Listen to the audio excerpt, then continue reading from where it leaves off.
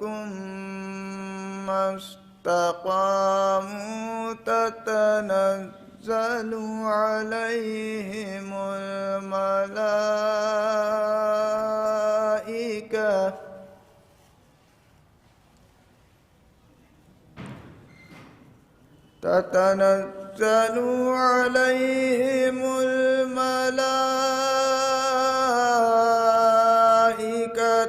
ألا تخافوا ولا تحزنوا وأبشروا بالجنة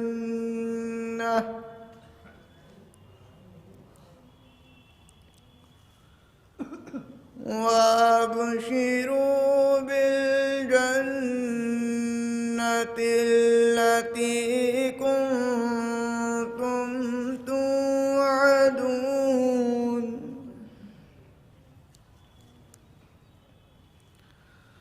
نحن أولياؤكم في الحياة الدنيا وفي الآخرة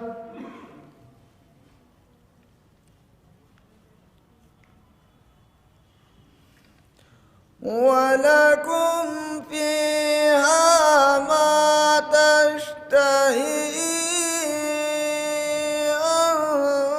أنفسكم ولكم فيها ما تدعون نزلا من غفور رحيم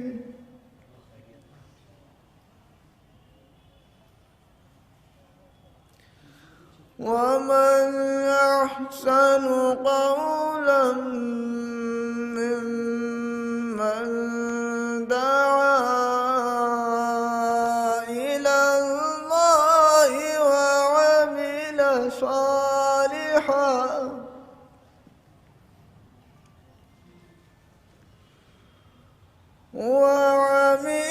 صالحا وقال إنني من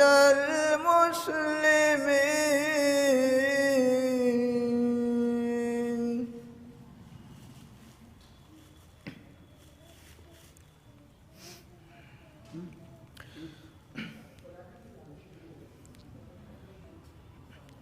ये सूरह कौसर जिसे तफसीरों में बयान किया गया और जैसा कि आप बेहतर जानते हैं कि कुरान में सूरह कौसर जनाब फ़ातिमा ज़हरा सलामुल्लाह अलैहा की शान में नाज़िल हुआ, उसकी आयतों की तिलावत वाज़ह की जगह बिस्मिल्लाहिर्रहमानिर्रहीम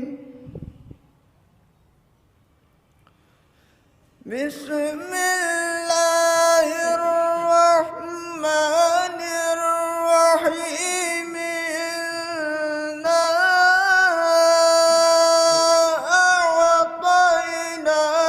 अअतैनाकल कौसर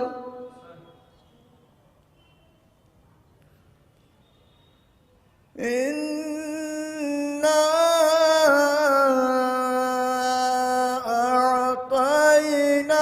अअतैनाकल कौसर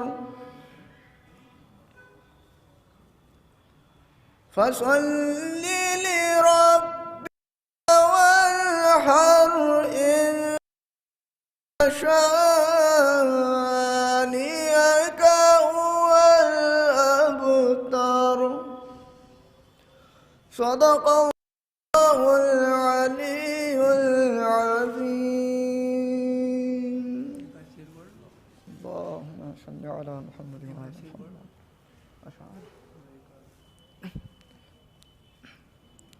एक सलवात पढ़ने पर मुहम्मद व आलि मुहम्मद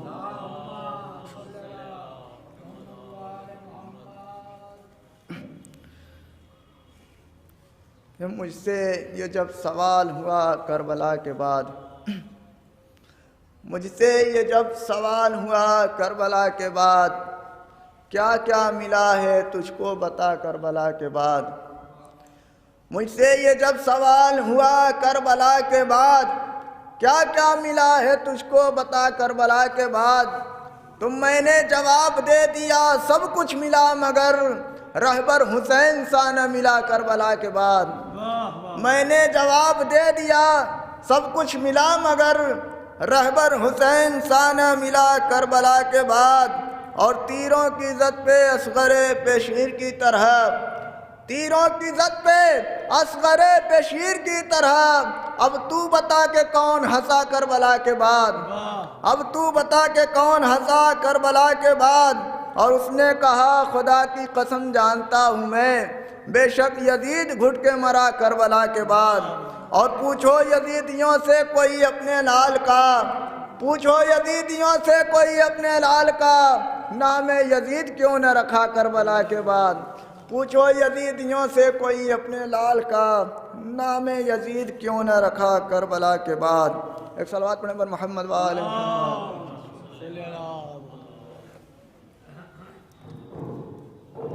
बाकायदा मजलिस का आगाज़ तिलावत कलाम पाक और पेशखानी से भी हो चुका है। आप हज़रात से गुजारिश है थोड़ा सा अगर करीब आ जाएंगे तो बेहतर होगा, बहुत ज़्यादा दरमियान गैप है, थोड़ा करीब आ जाए। तस्बीह फातिमा के है पहलू में सजदगा, समात फरमाइएगा। तस्बीह फातिमा के है पहलू में सजदगा, माँ करबला के बाद से बेटे के साथ है, माँ करबला के बाद से बेटे के साथ है। किसमें है दम जो रोक सके गम हुसैन का, किसमें है दम जो रोक सके गम हुसैन का। ज़िक्रे गमे हुसैन पे ज़हरा का हाथ है, ज़िक्रे गमे हुसैन पे ज़हरा का हाथ है। मैं गुजारिश करूँगा कुमैल सल्लमों से तशरीफ़ है, नारे सलवात अल्लाहुम्मा सल्ली अलैहि।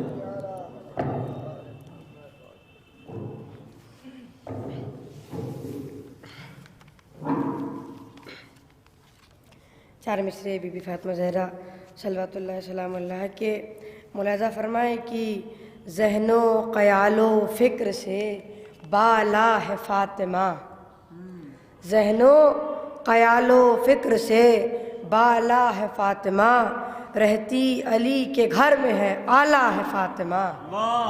ज़हनो क़यालो फ़िक्र से बाला है फ़ातिमा, रहती अली के घर में है आला है फ़ातिमा। दुनिया ने दीन मान लिया है हुसैन को, दुनिया ने दीन मान लिया है हुसैन को, हद है कि तूने दीन को पाला है फ़ातिमा, हद है कि तूने दीन को पाला है फ़ातिमा। ज़हनो क़यालो फ़िक्र से बाला है फ़ातिमा। नारे सलवात। ये एक बन है, मुलाज़ा फरमाए कि हया के सर का ताज ज़हरा, वफ़ा परस्ती की लाज ज़हरा, मकामे ख़ूने हुसैन देखो, करेगी जन्नत पे राज ज़हरा। मिला है तुझको जो राज ज़हरा, मिला है तुझको जो राज ज़हरा, जो तेरे शौहर से बुग़्ज़ रखे, जो तेरे शौहर से बुग़्ज़ रखे, मरीज़ है ला इलाज ज़हरा, मरीज़ है ला इलाज ज़हरा। और ये चार मिसरे बीबी फातिमा ज़हरा अलैहिस्सलाम के दुश्मनों के तबर्रे की मुलाज़ा फरमाए, इसलिए क्योंकि अय्याम फ़ातिमा चल रहा है और अगर हमने उनके दुश्मनों को ना बताया गया तो ये तो फिर उनके साथ सही सलूक नहीं है, ताकि उनके दुश्मनों को बताया जाए कि किसने बीबी का हक ग़स्ब किया था। शेर मुलाज़ा फरमाए कि कभी तो सोचते क्या देंगे हम नबी को जवाब, कभी तो सोचते क्या देंगे हम नबी को जवाब, लगा जो हाथ तो बाग़े फ़दक समेट गए।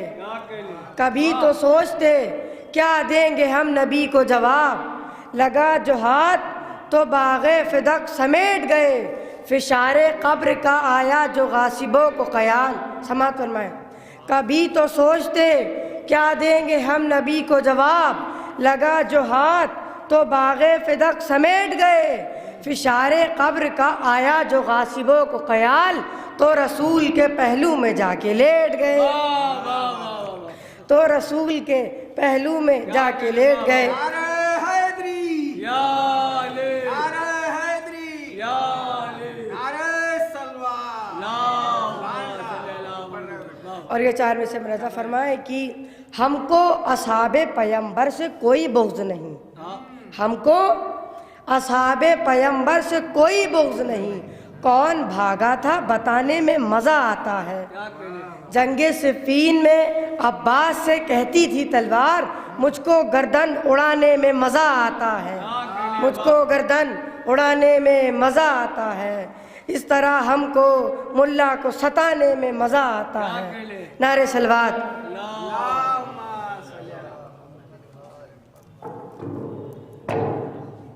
कि जिसने दरे हुसैन पे सजदा नहीं किया, जिसने दरे हुसैन पे सजदा नहीं किया, खालिक ने उसके सर को कभी ऊंचा नहीं किया, खालिक ने उसके सर को कभी ऊंचा नहीं किया।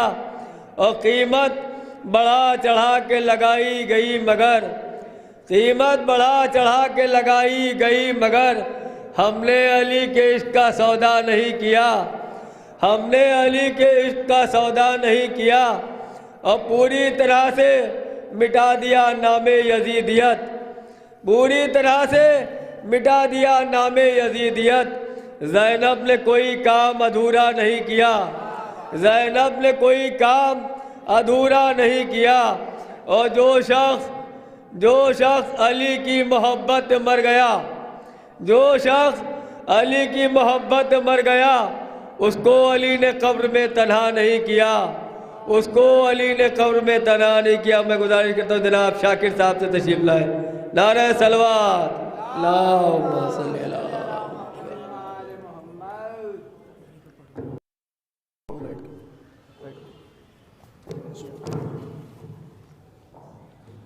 एक सलावत पढ़ दे बरज़मत मोहम्मद व आले मोहम्मद। देखिए समात फरमाए जनाब फ़ातिमा ज़हरा के हवाले से।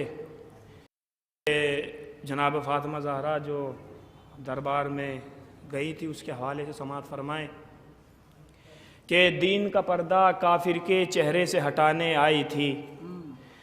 क्यों जनाब फ़ातिमा ज़हरा दरबार में गई थी? कि दीन का पर्दा काफिर के चेहरे से हटाने आई थी, दुनिया भर के गासिब की पहचान बताने आई थी। तो कल तक जो ये बोल रहे थे काफ़ी है कुरान हमें, उनकी भीड़ में शहज़ादी कुरान सुनाने आई थी, उनकी भीड़ में शहज़ादी कुरान सुनाने आई थी। तो कल तक जो ये बोल रहे थे काफ़ी है कुरान हमें, उनकी भीड़ में शहज़ादी कुरान सुनाने आई थी। तो अनपढ़ ही ठहरा सबको अनपढ़ समझेगा, इसीलिए पैगंबर की तहरीर सुनाने आई थी।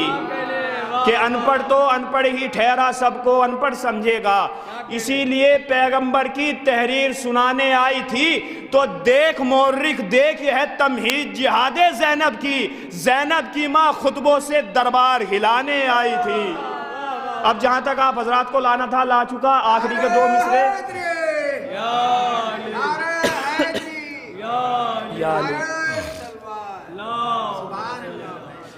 अब इन मिसरों पे इंशाअल्लाह आप बोलेगा और हक के जनाब सैयदा के लिए देखे समात फरमाए कि दीन का पर्दा काफिर के चेहरे से हटाने आई थी, दुनिया भर की गासिब की पहचान बताने आई थी। कल तक जो ये बोल रहे थे काफ़ी है कुरान हमें, उनकी भीड़ में शहजादी कुरान सुनाने आई थी। कल तक जो ये बोल रहे थे काफ़ी है कुरान हमें, उनकी भीड़ में शहजादी कुरान सुनाने आई थी। देख मोर्रिक देख है तमहीद जिहादे ज़ैनब की। अब यहाँ से तवज्जो, ज़ैनब की माँ खुतबों से दरबार हिलाने आई थी।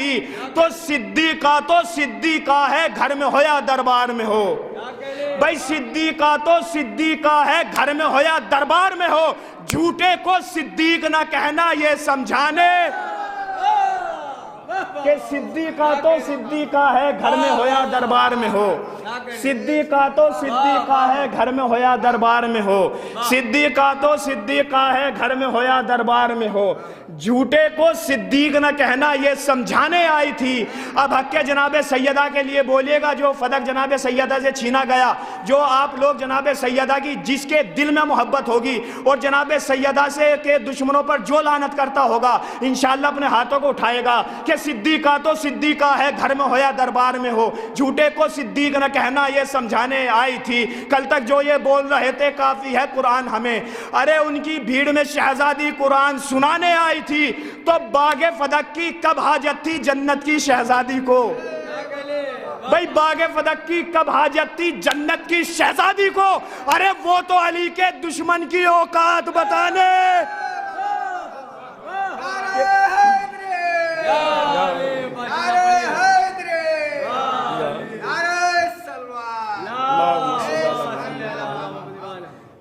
सिद्दीका तो सिद्दीका है, घर में हो या दरबार में हो, झूठे को सिद्दीक न कहना ये समझाने आई थी, तो बागे फदक की कब हाजत थी जन्नत की शहजादी को? वो तो अली के दुश्मन की औकात बताने आई थी।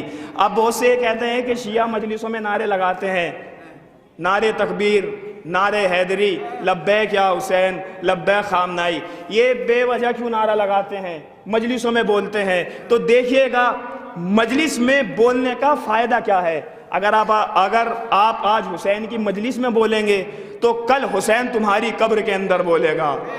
तो समात फरमाए, यहाँ से देखिएगा कि मजलिसों में, महफिलों में बोलने का फ़ायदा क्या है। हर अफराद से तवज्जो एक एक मिसरे पर, कि ज़बान आज 72 हुसैन बोलेगा, कि ज़बान आज 72 हुसैन बोलेगा, सुनेगा शाम का लश्कर हुसैन बोलेगा, कि सुनेगा शाम का लश्कर हुसैन बोलेगा। तो रसूल हो गए खामोश हाँ विसाल के बाद, सिना की नोक पे जाकर हुसैन बोलेगा, सिना की नोक पे जाकर हुसैन बोलेगा। तो ज़बाने खाली के अकबर हुसैन बोलेगा, बना के नेज़े को मिंबर हुसैन बोलेगा। अब यहाँ से देखिएगा कि इमाम हुसैन अलैहिस्सलाम की मजलिसों में बोलने का फ़ायदा क्या है। एक सलावत पढ़ दे बर अज़मत मोहम्मद व आले मोहम्मद। एक और सलावत पढ़ दे बर अज़मत मोहम्मद व आले मोहम्मद। एक और सलावत पढ़ दे बर अज़मत मोहम्मद व आले मोहम्मद। अब यहाँ से देखिए आखिरी मिसरा के मजलिसों में, महफिलों में बोलने का फ़ायदा क्या है। हुजूर समात फरमाएं, महफिलों में, मजलिसों में बोलने का फ़ायदा क्या है कि ज़बान आज 72 हुसैन बोलेगा। हर आदमी से तवज्जो, कि ज़बान आज 72 हुसैन बोलेगा, सुनेगा शाम का लश्कर हुसैन बोलेगा। रसूल हो गए खामोश हाँ विसाल के बाद, सिना की नोक पे जाकर हुसैन बोलेगा, ज़बान खाली के अकबर हुसैन बोलेगा। अरे बना के नेज़े को मिंबर हुसैन बोलेगा। तो मेरे हुसैन की मजलिस में बोलने वालों, तुम्हारी कब्र के अंदर हुसैन के बना के नेज़े को मिंबर हुसैन बोलेगा। एक सलावत पढ़ दे बरसमत मोहम्मद व आले मोहम्मद।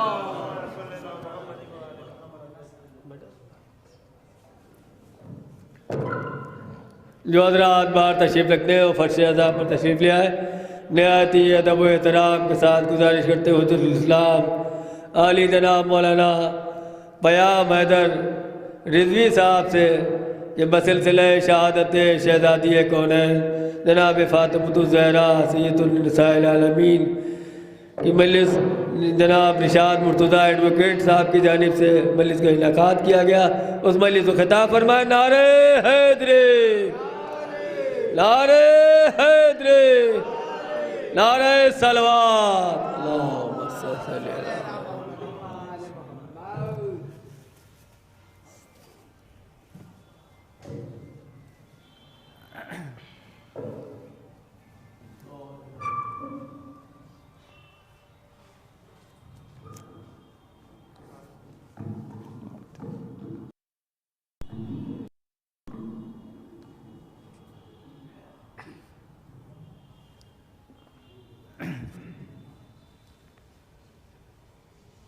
रहमल्लाहु मन क़रअल फ़ातिहा।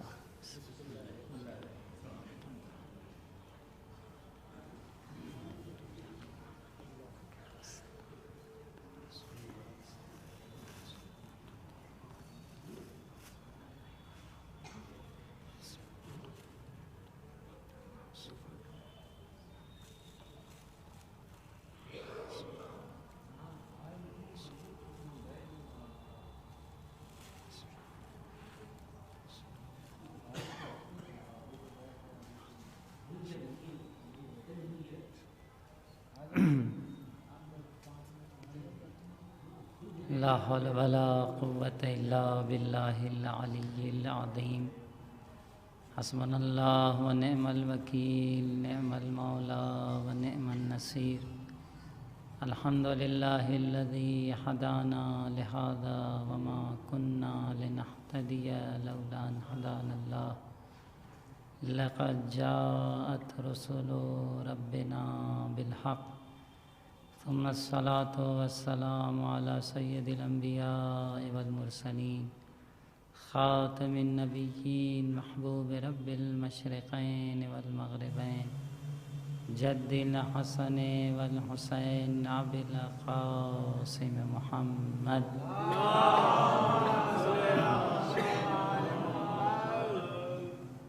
वाला आलिहि तय्यबीन अत्ताहिरीन अल-मासूमीन अल-मुंतजबीन, ला सिय्यमा बक़ियतिल्लाह फ़िल अर्ज़ीन, वल्लअनु दाइम अला दाइहिम अजमईन। अम्मा बाद, फ़क़द क़ाल अल्लाहुल हकीम फ़ी किताबिहिल करीम, क़ुल ला अस्अलुकुम अलैहि अजरन इल्लल मवद्दता फ़िल क़ुरबा। सल्लल्लाहु अलैहि वसल्लम।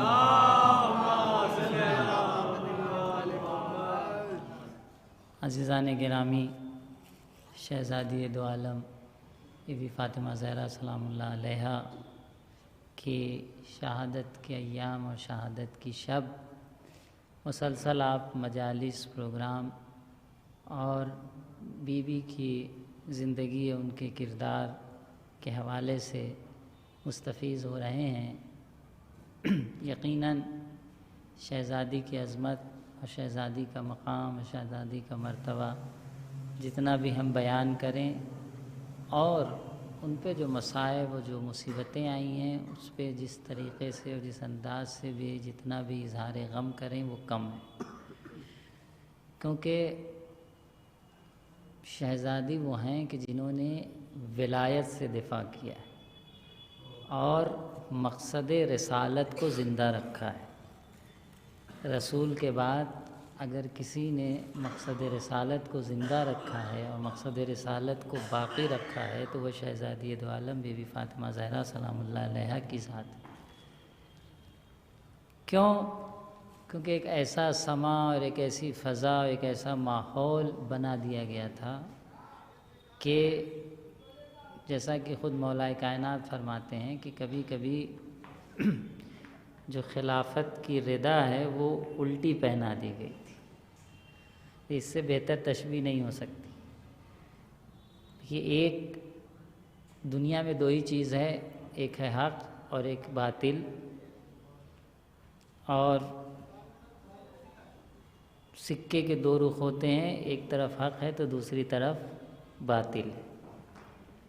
तो हक़ को बातिल दिखलाने में और बातिल को हक़ दिखलाने में ज़्यादा टाइम नहीं लगता है।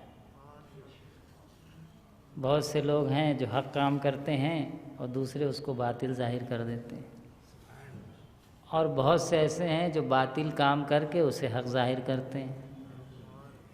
तो ये सिक्के के दो रुख हैं, या जिसे कहा जाए कि खिलाफत की चादर है जो उल्टी पहना दी गई। और यहीं पर इंसान की मंजिल इम्तिहान और मंजिल मारिफत समझ में आता है।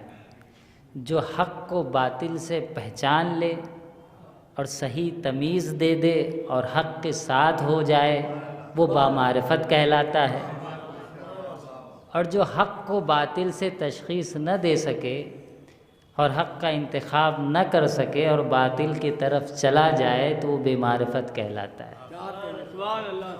यहीं से मारिफत और बेमारिफत होने का इम्तियाज़ पता चलता है। अगर सब चीज़ वाज़े हो, सब चीज़ दो दो चार हो तो रास्ता इंतखाब करना आसान है। लेकिन अल्लाह ने क्योंकि इंसान को भेजा है दुनिया में इम्तिहान के लिए, और ये इसलिए कि इंसान भी अपने मंजिले कमाल को ज़ाहिर करे कि इंसान के अंदर क्या सलाहियत है, इंसान के अंदर क्या खूबियाँ हैं। इंसान अपने इरादे और इख्तियार से हक़ का इंतखाब करे, बातिल को छोड़ दे, तब इंसान का कमाल ज़ाहिर होता है। वगरना अल्लाह तो चाहता तो सबको मोमिन बना देता, कुरान क्या कहता है? वला शाअल्लाह लजअलन्नास उम्मतम वाहिदा, अगर खुदा चाहे तो लोगों को एक उम्मत बना दे, वमा कानू मुख्तलिफीन, और इनके दरमियान कोई इख्तिलाफ न रह जाए। लेकिन जब खुदा चाहेगा तो हमारे इख्तियार की मंजिल ख़त्म हो जाएगी और हमारे कमाल की मंजिल भी ख़त्म हो जाएगी, क्योंकि जिस काम को हम मजबूरी में करते हैं वहाँ पर कोई तारीफ़ नहीं होती है। तो अगर तारीफ़ चाहिए तो इख्तियार की मंजिल होनी चाहिए, और इख्तियार की मंजिल वहीं होगी कि जब अल्लाह हमें ज़बरदस्ती मोमिन न बनाए बल्कि हिदायत दे दे, रास्ता दिखा दे। इम्मा हदैनाहुस सबील इम्मा शाकिरम व इम्मा कफूरा, हमने तुम्हें रास्ता दिखा दिया है, अब तुम चाहो तो शुक्र का रास्ता इंतखाब करो और चाहो तो कुफ्र का रास्ता इंतखाब करो। सलवात भेजे पर मोहम्मद ये तुम्हारे इख्तियार में है। हमने तुम्हें मलाइका पर फजीलत बख्शी, हमने तुम्हें दूसरी मखलूक़ात और दूसरे हैवानात और दूसरे जानदारों पे फजीलत बख्शी, सिर्फ़ इसीलिए फजीलत बख्शी है क्योंकि तुम्हारे अंदर इख्तियार की मंजिल पाई जाती है। अपने इख्तियार से, अपने डिसीज़न से, अपनी समझ बूझ से हक़ व बातिल का इंतखाब करो। अगर ज़बरदस्ती बनाना था तो मलाइका तो मौजूद थे, अगर बेअक्ल बेशऊर बनाना था और हर चीज़ में माजूर बनाना था तो दूसरे जानदार मौजूद थे। ये इंसान के अंदर अल्लाह ने नेमत अक्ल और नेमत ख्वाहिश दोनों देकर आजमाया है कि अगर तुम अक्ल के घोड़े पर सवार होते हो तो फरिश्तों से आगे चले जाओगे, अगर ख्वाहिशात के घोड़े पर सवार होते हो तो फिर जानवरों से भी पस्तर होते हुए नजर आए। सलवात भेजे पर मोहम्मद। तो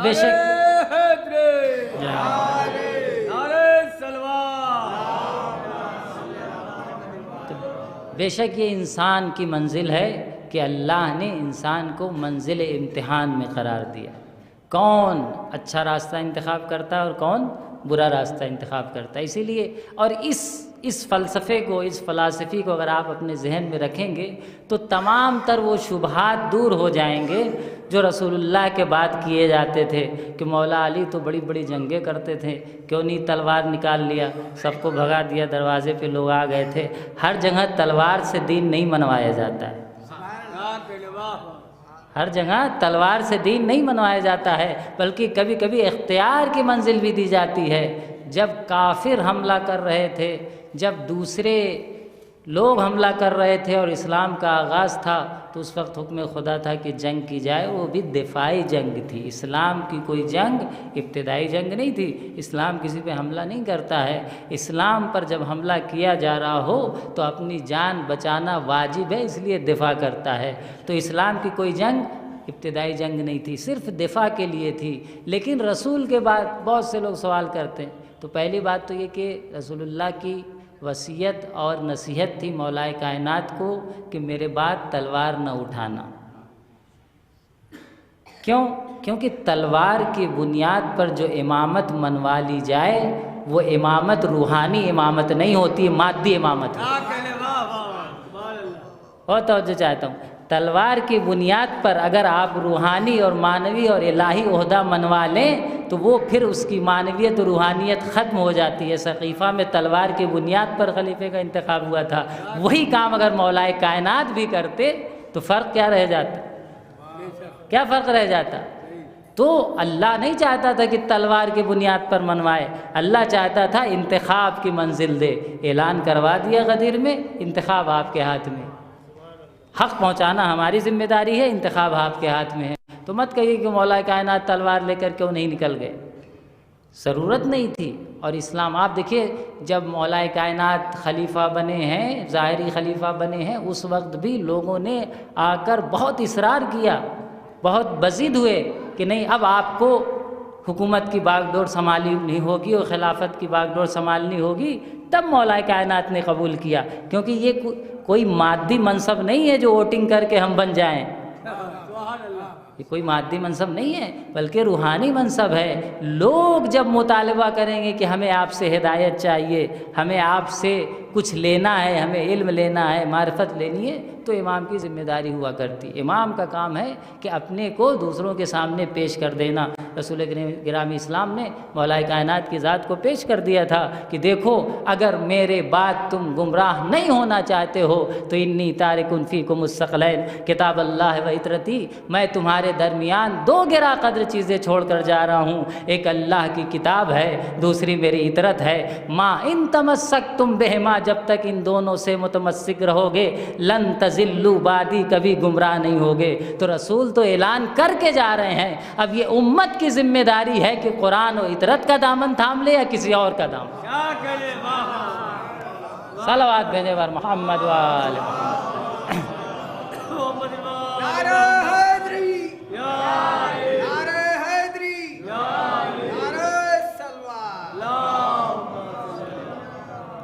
ये तो उम्मत की जिम्मेदारी है। उम्मत को समझना चाहिए, हिदायत जो तालिब हिदायत हैं, जो हिदायत के रास्ते पर चलने वाले हैं, उनकी ज़िम्मेदारी है कि हक़ को पहचानें, बातिल से मुंह मोड़ें, हक़ की तरफ जाएं। लेकिन लोग हमेशा दुनिया परस्ती में लगे रहते हैं। तो रसूल गिरामी इस्लाम ने जहाँ इतनी ताकीद की, वहीं कुरान करीम ने भी कहा अपने रसूल से, मेरे रसूल इनसे कह दो कि कुल्ला असअलकुम अलैहि अजरन इल्लल मवद्दता फिल क़ुरबा। हम रिसालत की 23 साल जहमत जो उठा कर जा रहे हैं, सारी मशक्क़तें हमने तुम्हारे लिए उठाई, तुम्हारी हिदायत के लिए।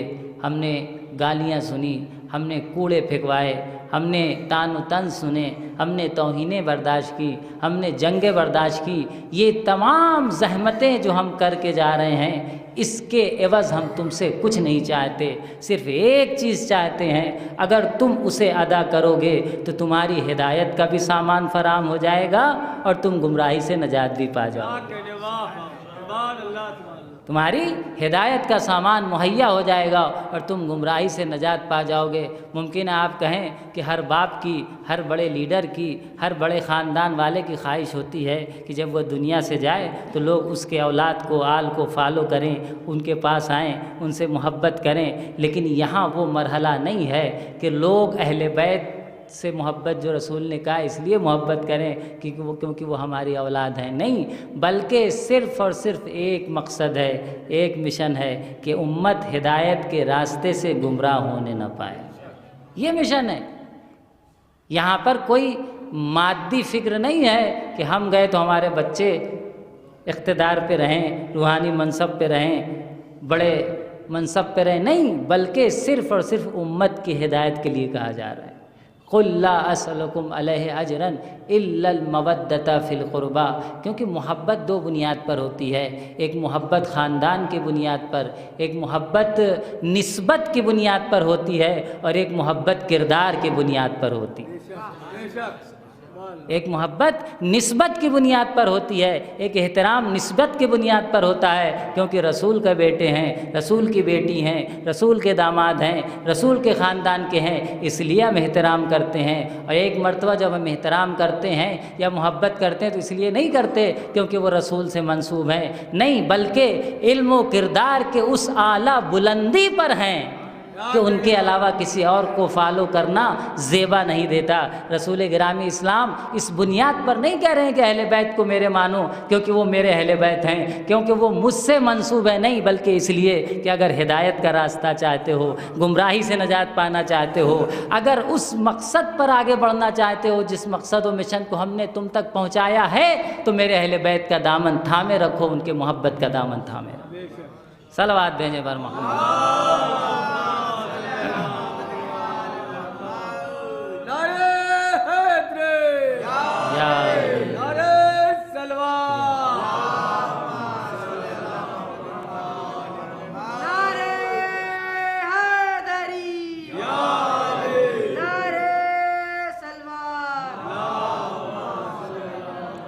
तो यकीनन रसूल गिरामी इस्लाम जब कह के जा रहे हैं कि कुल्ला असअलकुम अलैहि अजरन इल्लल मवद्दता फिल क़ुरबा, तो क्यों कह रहे हैं, क्यों ताकीद कर रहे हैं? ताकीद करने की वजह है कि अगर उम्मत चाहती है कि गुमराह न हो, क्योंकि रसूल को कमोबेश पता ही है, आप इल्म गैब के मालिक हैं, आपको पता है कि आपके बाद क्या होने वाला है।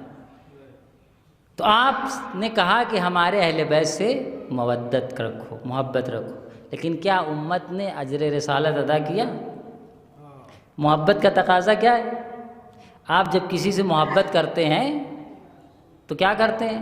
सबसे पहली चीज़ मोहब्बत के तकाज़े में ये होती है कि जब इंसान किसी से मोहब्बत करता है तो चाहता है कि उसको खुश रखे।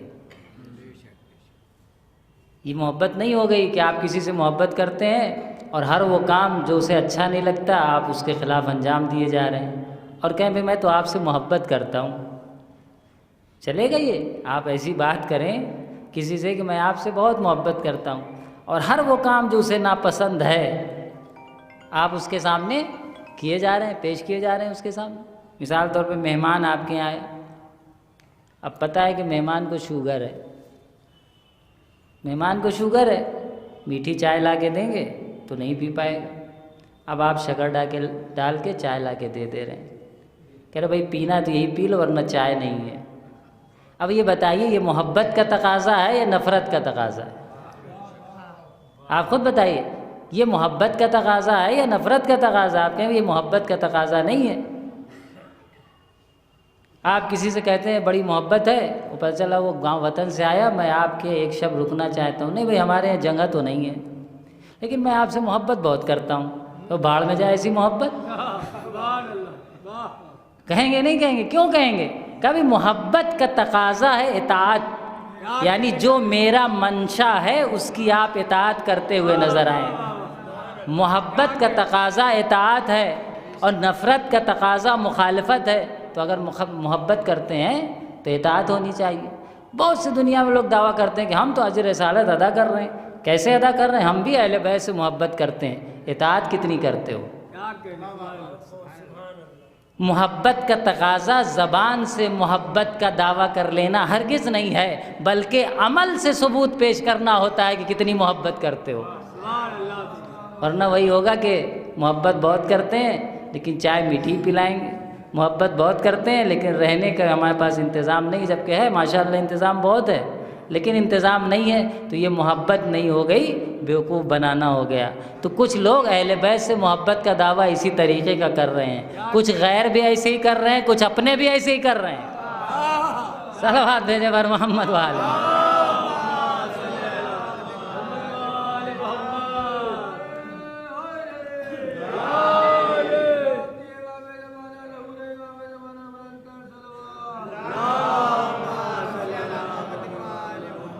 कुछ गैर भी ऐसे ही कर रहे हैं और कुछ अपने भी ऐसे ही कर रहे हैं कि हम तो मोहब्बत करते हैं। भाई कहाँ है मोहब्बत का सबूत? तो पेश करो, मोहब्बत की कोई अलामत तो पेश करो।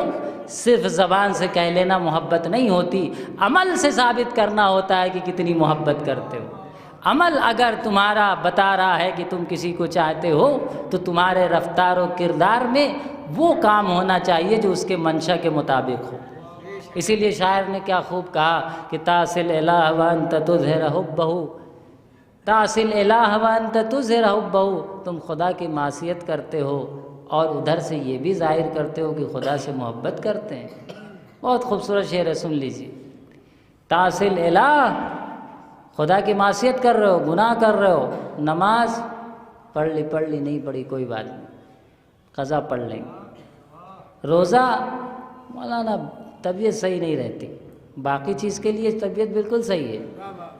वलीमा खाना है, तबीयत बिल्कुल सही, रात में ठंडक में पहुंच जाएंगे। रोज़े रखने के लिए तबीयत गड़बड़ है। वाजिब दूसरे हुकूक, रिश्तेदारों की कुछ खैर खबर लिया, अरे खुद ही परेशान है, कहाँ से खबर लेंगे? अपना ही पूरा नहीं होता, अरे अपना तो कभी नहीं पूरा होगा। कोई एक ला के बता दीजिए जो कहे कि मेरा सब पूरा हो गया है। पूरी दुनिया में एक इंसान ला के बता दीजिए कि मेरा सब पूरा। इंसान के जो ख्वाहिशात हैं और मकासद हैं वो कभी पूरे ही नहीं होते।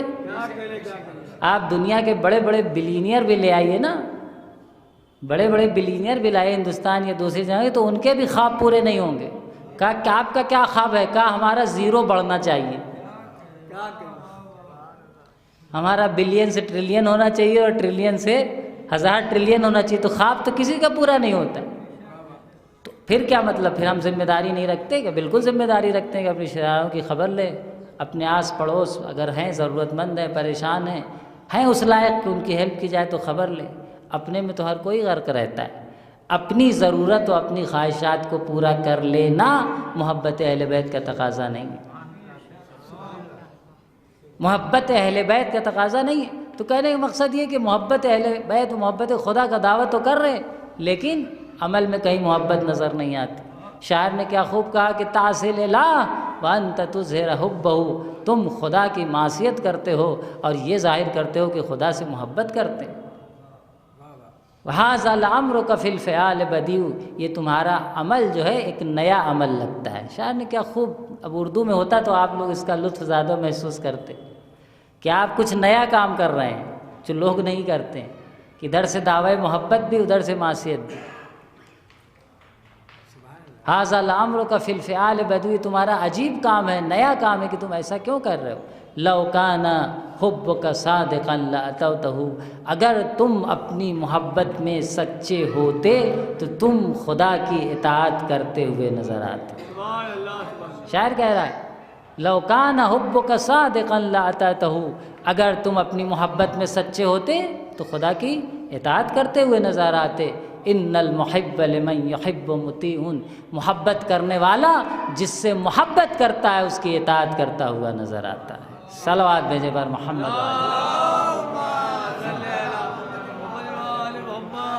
तो अजीज़ों, अज्र रिसालत में रसूल गिरामी इस्लाम ने क्या मांगा कि हमारे क़ुरबा से मोहब्बत करो। लेकिन मोहब्बत किसे कहते हैं ये हमने आपके सामने बयान कर दिया कि आपने कहा कि दिल तो मेरा उनकी तरफ मायल है तो बस मोहब्बत हो गई। ये आगाज़ मोहब्बत है, ये हकीकी मोहब्बत नहीं है।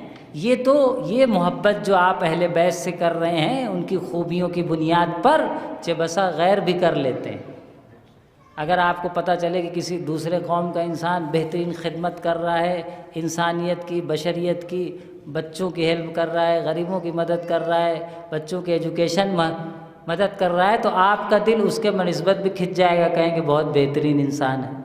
भाई तारीफ़ कब होगी जब आप उसे अच्छा समझेंगे और आपके दिल में उसकी कुछ मोहब्बत उसके कामों की बुनियाद पर बेदार होगी, तभी तो तारीफ़ करेंगे।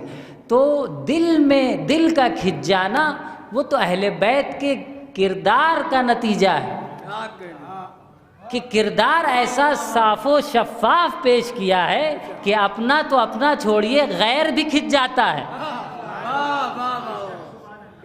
तो अपना खिंचे तो कौन बड़ी बात है, गैर खिंच जाता है। दरबार मुआविया सजा हुआ है, वहाँ पे कह रहा है कि मौलाए कायनात की फजीलत में अशार सुनाइए। आप बताइए।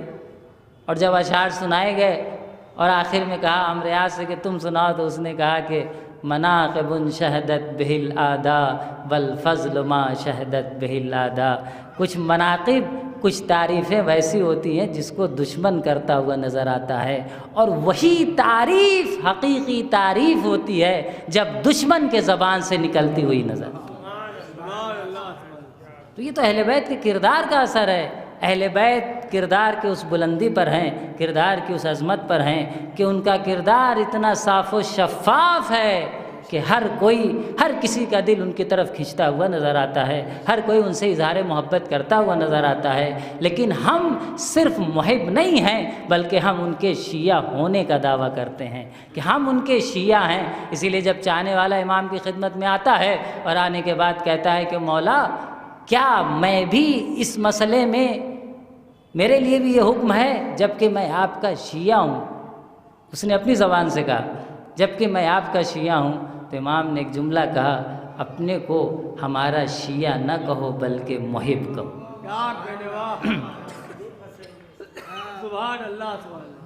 अपना शिया न कहो बल्कि मुहिब कहो। कहा क्यों? कहा शिया, हमारे हकीकी शिया और हमारे शिया सलमान हैं, अबू ज़र हैं, मिक़दाद हैं। शिया यानी तशी जनाजा आप बोलते हैं ना, तशी यानी क्या?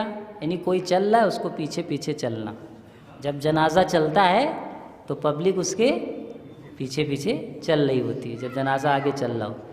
तो यानी जनाजा जहाँ जाता है, कब्रिस्तान जा रहा है, तो लोग उसके पीछे पीछे जाते हैं।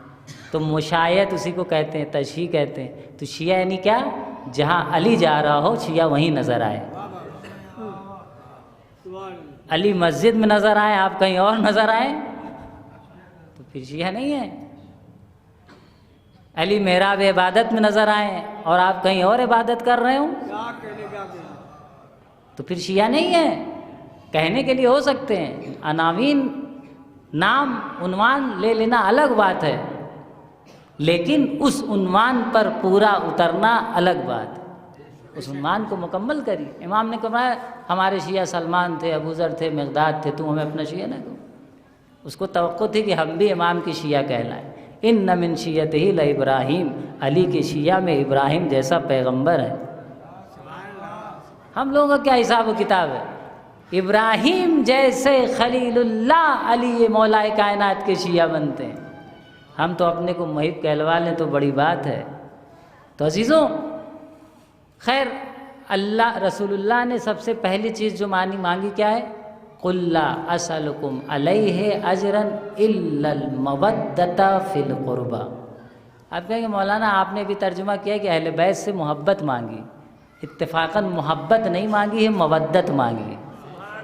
आप कहेंगे अभी तक तो आप कह रहे थे, तो फिर क्यों रसूलुल्लाह ने मुहिब मांगा है? मुहिब नहीं मांगा है, मोहब्बत नहीं मांगी। कह सकते थे इल्लल मोहब्बत फिल कुर्बा, हाँ, कि मेरे अहले बैत से मोहब्बत करो, शहजादी से मोहब्बत करो, मेरे आल से मोहब्बत करो। नहीं, मेरे नवासों हसन हुसैन से मोहब्बत करो, नहीं, बल्कि क्या मांगा? इल्लल मवद्दत फिल कुर्बा। का मोहब्बत और मवद्दत में फ़र्क क्या है? कहा जब तक ज़बान पर रहे, दिल की गहराइयों में ना हो, वो मोहब्बत कहलाती है, और जब दिल की गहराइयों में उतर जाए तो वो मवद्दत कहलाती है। सलवात भेजे पर मोहम्मद।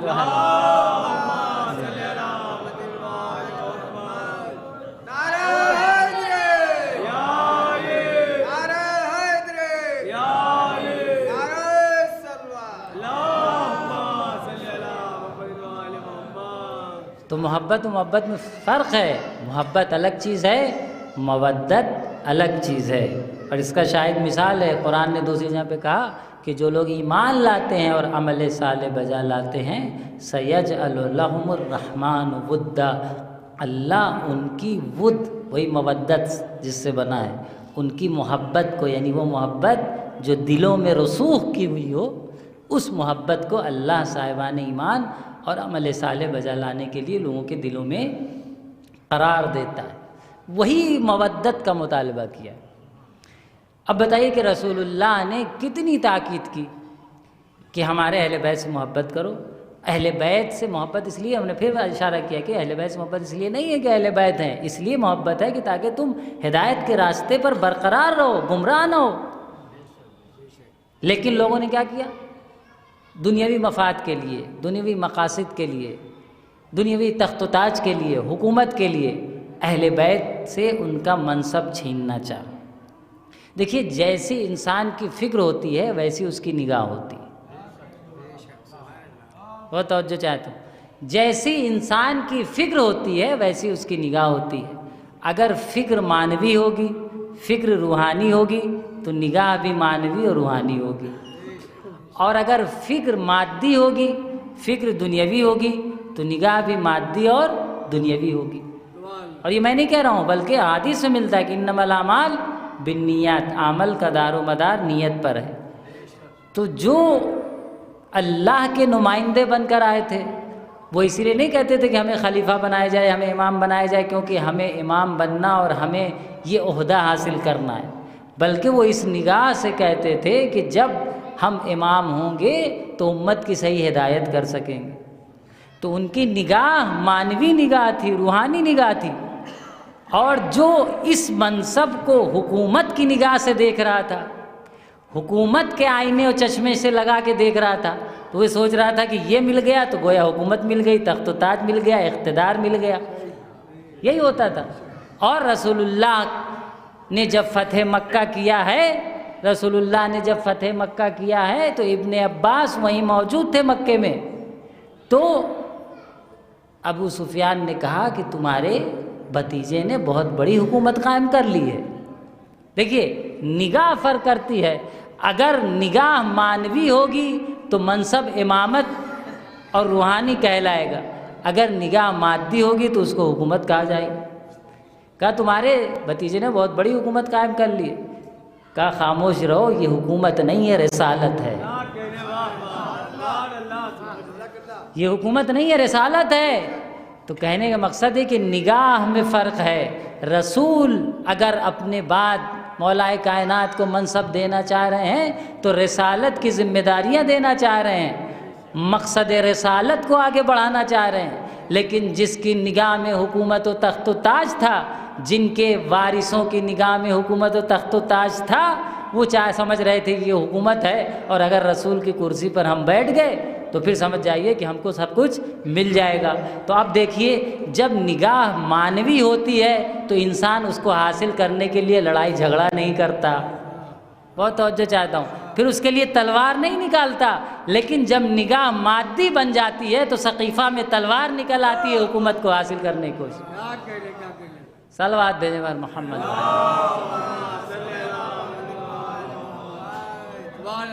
तो अजीज़ों, कुल्ला असअलुकुम अलैहि अजरन इल्लल मवद्दत फिल क़ुरबा। अहले बैत से मवद्दत करना और हकीकी मोहब्बत करना हम सब की ज़िम्मेदारी। शहज़ादी दो आलम जो अज़मत, किरदार, बुलंदी, हर चीज़ का एक पैकर और नमूना है। ज़िंदगी के हर मरहले में जब आप इनको देखते हैं, किसी भी मरहले में, क्योंकि मासूम वो होता है जो अल्लाह की तरफ से चुनिंदा बना के भेजा जाता है। हर मरहले में आप देखिए शहज़ादी की ज़िंदगी को कि वो आइडियल भी है और नमूना भी है। और हम आप नहीं कह रहे हैं, वक्त का, हमारे वक्त का इमाम जिनकी इताअत और जिनकी बैयत में हम हैं, वो फरमा रहे हैं कि फिब्नते रसूलिल्लाह ली उस्वतुन हसना। रसूल की बेटी मेरे लिए आइडियल भी है, नमूना भी है। जब वक्त के इमाम के लिए शहज़ादी की ज़ात आइडियल और नमूना है तो हम आपके लिए तो बदरजा होला। तो ये ऐसी बेटी और ऐसे नवासे हसन हुसैन, खैर अभी उनका बचपना है, लेकिन क़ुरबा में रसूल के अजर रिसालत में क़ुरबा में सबसे पहले नंबर पे कौन ज़ात आती है? सबसे पहले नंबर पे कौन है? आप कहेंगे शहज़ादी फ़ातिमा है। रसूलुल्लाह की बेटी शहज़ादी फ़ातिमा सबसे पहले नंबर पे। उसके बाद दामाद हैं। दामाद भी आपके क़ुरबाई में से हैं क्योंकि आपके चचाज़ाद भाई हैं, और प्लस दामाद भी हैं। हसन हुसैन तो अभी छोटे हैं, लेकिन मौलाए कायनात रिश्तेदार भी हैं, दामाद भी हैं। उसके बावजूद सबसे करीब कौन है? शहज़ादी दो आलम की ज़ात। लेकिन क्या उम्मत ने अजर रिसालत अदा किया? अजर रिसालत अदा किया गया? भाई होना तो यही चाहिए था कि रसूल के बाद इस इकलौती बेटी को सब कुछ हवाले किया जाता, सब कुछ हवाले किया जाता। और हवाले करने के बाद कहा जाता है कि आप जो कहें या आपके शौहर मिल के जो आप राय मशवरा करके जो कहें वो हम करेंगे। लेकिन मसला यही है कि अगर इतनी इताअत की मंजिल पे होते तो गदीर के पैगाम को ठुकराते ही क्यों? अगर इतनी इताअत की मंजिल पे होते तो गदीर का पैगाम ठुकराया क्यों जाता? रसूल ने तो सब क्लियर कर दिया था, बल्कि आखिरी वक्त में ये भी कहा था कि लाओ मेरे लिए कलम व दावात लाओ, मैं लिख देता हूँ कि मेरे बात गुमराह ना हो।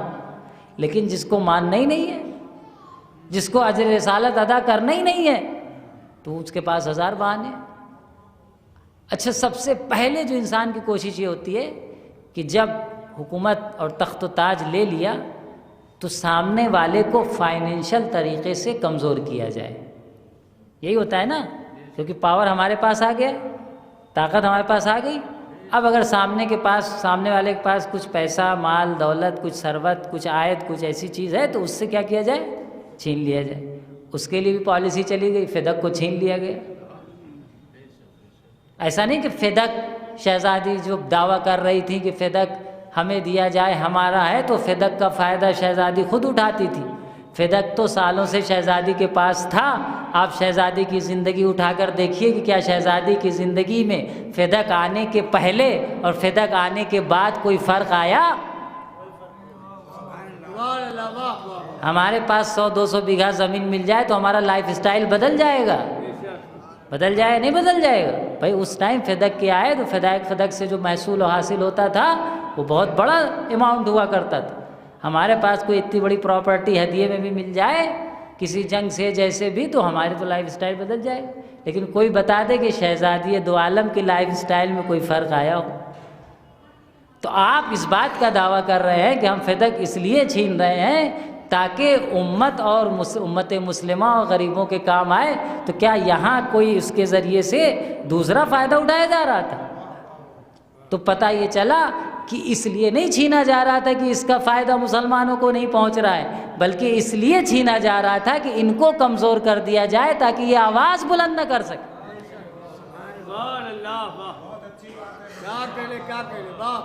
लेकिन हक़ की आवाज़ कभी छुपती नहीं, हक़ की आवाज़ कभी नहीं छुपती, हक़ की आवाज़ हमेशा सरबुलंद रहती।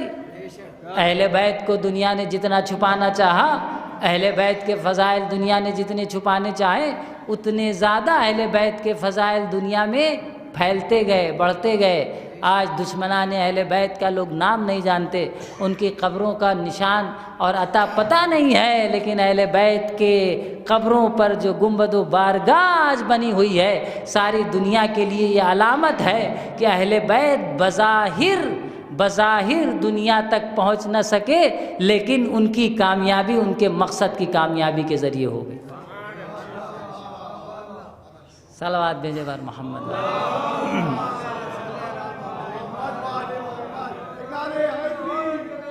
या अली।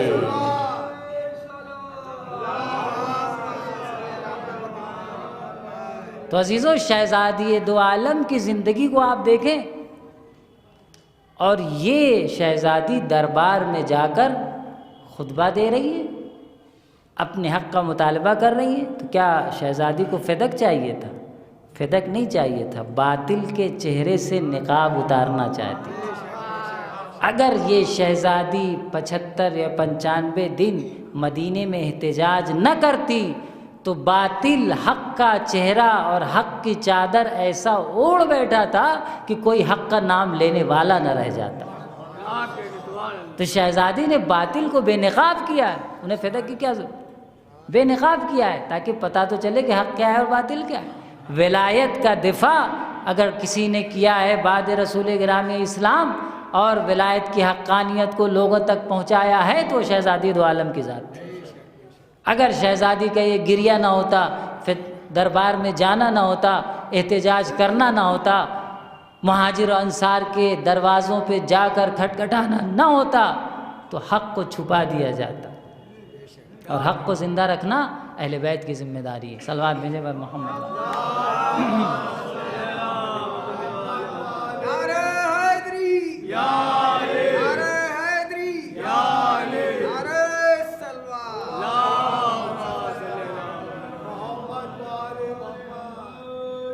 इसीलिए आपने उस खुतबे में भी फरमाया कि इमामतुना निज़ामन लिल मिल्ला, हमारी इमामत जो है वो मिल्लत के लिए नज़्म अता करती है।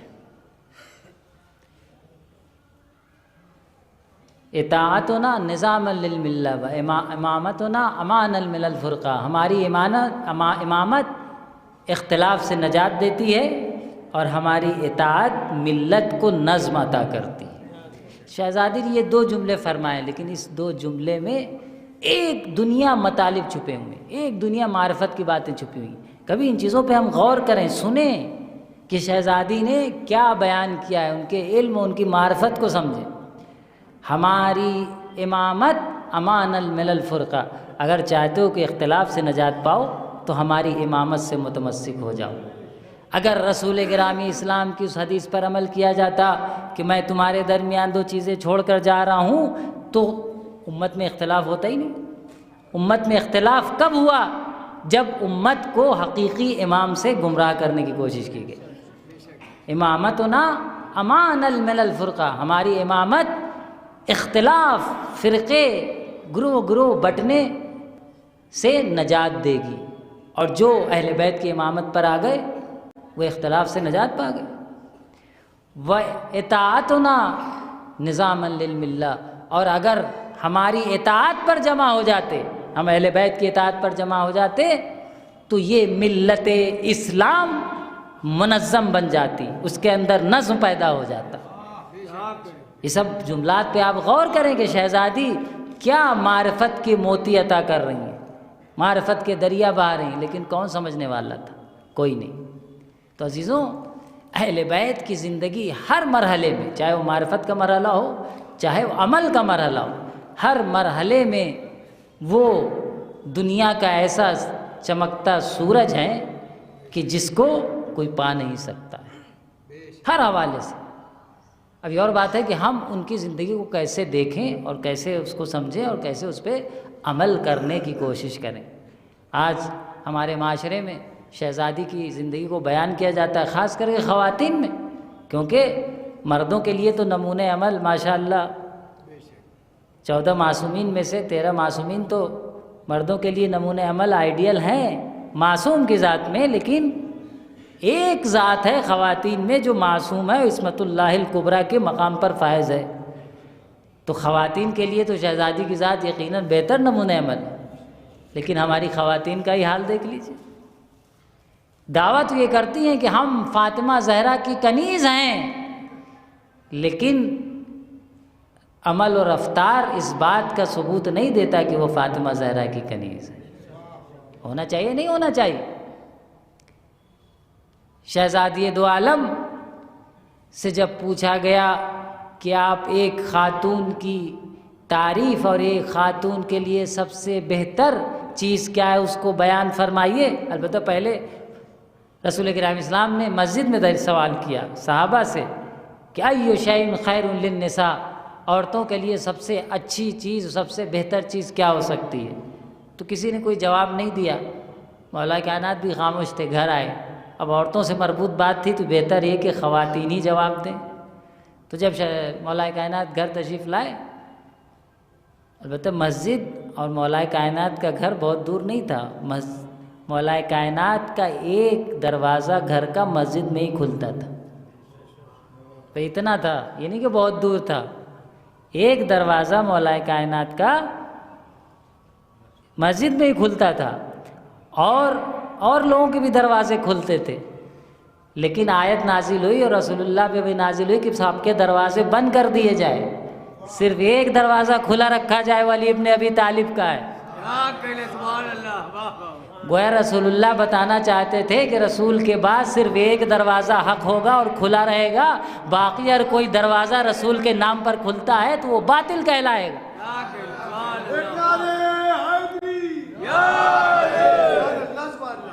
वो बातिल होगा, सिर्फ एक दरवाज़ा खुला रखेगा। दुआए नुतबा में आप पढ़ते हैं ना, सद्दल अब्वाब इल्ला बाबा, सारे दरवाजे बंद कर दिए गए, सिर्फ एक मौलाए कायनात के घर का दरवाज़ा था जो खुला था मस्जिद में।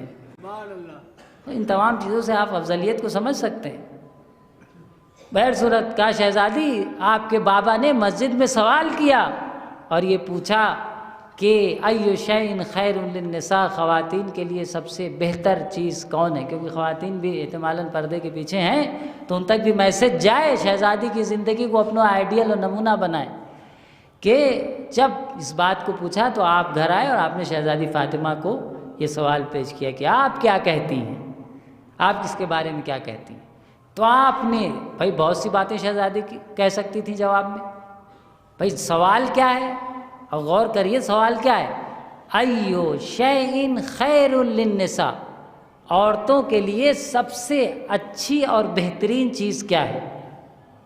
मेरे ख्याल से इससे जामे और इससे बेहतर और इससे मुकम्मल सवाल नहीं हो सकता। किसी एक डिपार्टमेंट के हवाले से सवाल नहीं है, किसी एक सिफत या किसी एक किरदार के हवाले से सवाल नहीं है, बल्कि सवाल क्या किया जा रहा है कि औरतों के लिए सबसे बेहतरीन चीज़, ख़वातीन के लिए सबसे बेहतरीन चीज़ क्या है? तो शहज़ादी बहुत कुछ जवाब दे सकती थी कि एक ख़ातून के लिए सबसे ज़ेबा है कि वो मसलन अपने शौहर की बहुत मुती व फरमाबरदार। एक ख़ातून के लिए सबसे ज़ेबा है कि वो अपने बच्चों की बेहतरीन तरबियत करे। एक ख़ातून के लिए सबसे ज़ेबा ये हो सकता है कि वो घर की जिम्मेदारियों को बहुत अच्छे से अंजाम दे। ये सब जवाब दिए जा सकते थे और सारे जवाब माकूल हैं, ऐसा नहीं कि बेरब्त जवाब हैं, लेकिन ऐसे कोई जवाब शहज़ादी ने नहीं दिए, बल्कि आपने एक जुमला कहा, अल्ला यरीनर रिजाल वला यराहुन्नर रिजाल, एक खातून के लिए सबसे बेहतर तारीफ़ और सबसे बेहतर चीज़ अगर कोई हो सकती है तो खातून नामहरम मर्द को ना देखे और नामहरम मर्द उस खातून को ना देखे। ये शहज़ादी का दस्तूरुल अमल है। अब हमारी शादियों का हाल जाके देख लीजिए। किरदार फ़ातिमी और सीरत फ़ातिमी, हिजाब फ़ातिमी कहाँ गया? शादियों का हाल देख लीजिए, सब महरम हो जाते हैं। फोटोग्राफर से लेकर, बावर्ची से लेकर, टेंट हाउस वाले से लेकर, हाँ सब महरम। शादी में तो सब माफ़ है, रफुल कलम हो गया है, कलम हटा लिया अल्लाह ने, अब कुछ नहीं लिखेगा। 2-3 दिन तक जब तक शादी है सब माफ़ है, और वो भी मेकअप में। अल्लाह वाजिब हिजाब में हो, चेहरे पे मेकअप ना हो तो चलो भाई कह सकते हैं कि भाई वाजिब हिजाब किया। फुल मेकअप में अब तो नुमाइश होती है, स्टेज पे बैठाल के दिखाया जाता है, जैसे प्रोडक्ट इंसान दिखाता है। कोई नई गाड़ी लाए तो दरवाजे पर खड़ा 4 लोग आते हैं, भाई गाड़ी आई है, तो वैसे ही अब नुमाइश होती है शादियों में। भाई नुमाइश ही है, क्या है, आप उसको जो नाम रखिए, है तो नुमाइश। स्टेज सजा के दुल्हन को बैठाला जाता है और सब लोग आइए, फ़ोन कर कर के बुलाया जाता है। भाई कौन सी रस्म है, किस शरीयत ने इजाज़त दी है? शहज़ादी फ़ातिमा कब इससे राज़ी हैं? लेकिन अच्छे अच्छे घरों का यही हाल है। मौलाना ये सब न सुनाइए, मिंबर इसलिए थोड़ी होता है। मिंबर पे आप फ़ज़ाइल बताइए, हमें दस्तूर न दीजिए, हमें उनका किरदार न सुनाइए। इसी चीज़ ने तो कौम को डुबा के रख दिया है। सलवात भेजे वार मोहम्मद।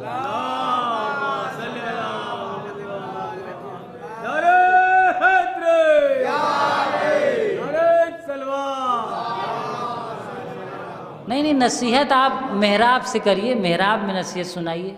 तो पहली बात तो मेहराब में इमाम जमात के पीछे हमारे हिंदुस्तान में, ईरान वगैरह में तो आती भी हैं, हमारे हिंदुस्तान में ख़वातीन आती ही नहीं, तो हम मेहराब से कैसे नसीहत करेंगे? कुछ लोग कहते हैं कि भाई मेरा नसीहत के लिए मेहराब, फजीलत के लिए मिंबर।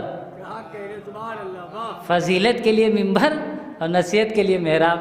तो पहली बात तो हमारे मेहराब में ख़वातीन आती नहीं, मस्जिद में आती हैं, आती नहीं, जमात में भी नहीं आती, तो ऐसा हमारे कल्चर ही नहीं। तब तो इसका मतलब ख़वातीन माफ़ हैं, क्योंकि यहाँ से तो हम नसीहत कर नहीं सकते और वहाँ पे ख़वातीन आती नहीं, एक बात। और दूसरी बात, मेहराब में जो मर्द आते हैं नमाज़ पढ़ने, वो कितने आते हैं ये भी बता दीजिए। मस्जिद में 100, अरे इमाम बारगाह में मजलिस में 100 होंगे तो मेहराब में कितने होंगे? कितने होंगे आप खुद ही बता दीजिए, वाक़इयत है। हाँ 10%, ज़्यादा से ज़्यादा है नहीं, 10%। बाकी 90% को हम कहाँ लेके जाएं, उनको कैसे सुनाएं? तो आपने कह तो दिया कि नसीहत मेहराब में और फजीलत मिंबर पे, तो पहले इसका हल निकालिए कि पहले मेहराब में सब लोग आएँ, तब हम वहीं से नसीहत करेंगे, यहाँ से नसीहत नहीं करेंगे। सलवात भेजे वर मोहम्मद। अरे कहीं तो हमें मिल, अल्लाहुम्मा सल्ली अला मुहम्मद।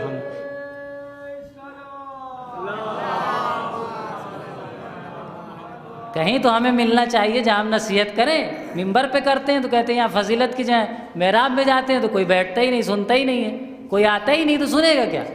तो फिर हम कहाँ सुनाएंगे? ये तो पहला जवाब।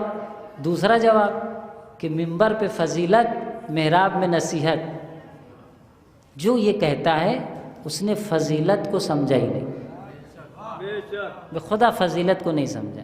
मफ़हूम और फजीलत का जो डिफिनेशन है, बहुत बारीकी की बातें हैं जो मैं कर रहा हूँ आपके सामने।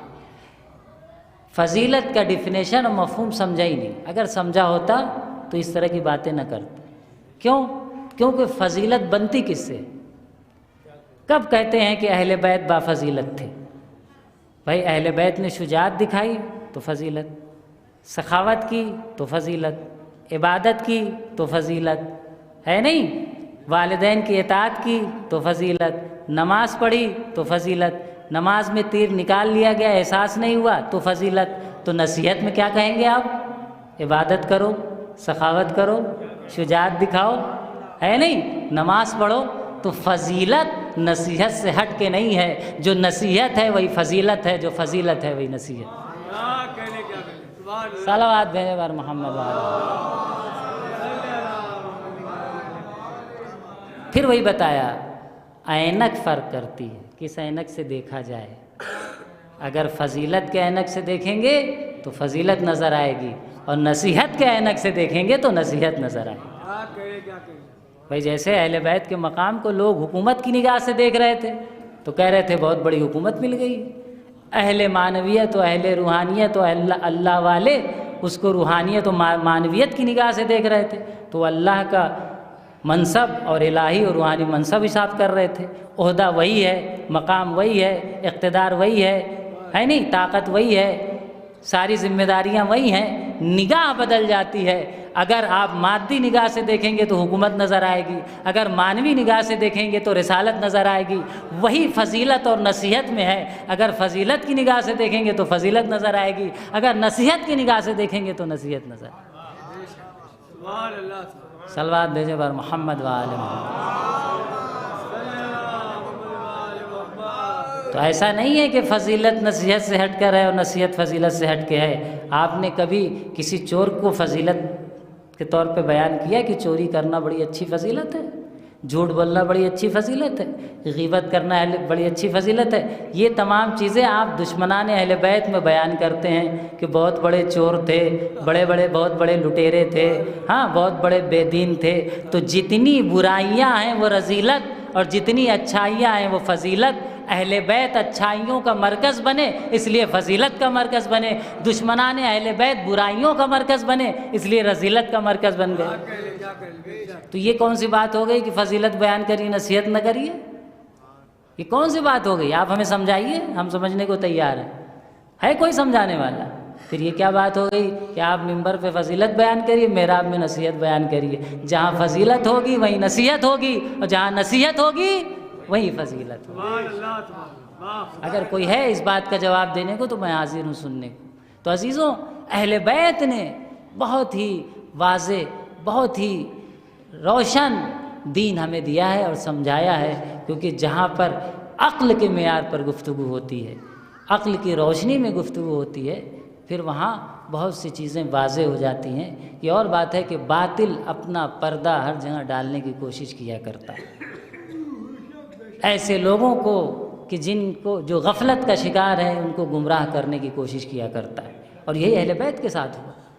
अहले बैत हक़ थे, अहले बैत मरकज़ हक़ थे, अहले बैत मरकज़ हक़ानियत थे, लेकिन बातिल ने उनकी हक़ानियत को छुपाया, मौलाए कायनात पे लानुतान करवाया, शहज़ादी दो आलम पे जुल्म करवाया, हक़ को छिपाया और अपने को हक़ ज़ाहिर करने की कोशिश की। लेकिन हक़ छुपता नहीं है। इक़्तिदार किसी के पास हो, तारीफ़ उसी की होती है जिसके पास किरदार हो, जिसके पास इल्म हो, जिसके पास मारिफत हो। अहले बैत ने इस चीज़ को ज़ाहिर किया है। बस अजीज़ों, एक बुलंद आवाज़ से सलवात भेजें और मैं आपकी ज़हमत को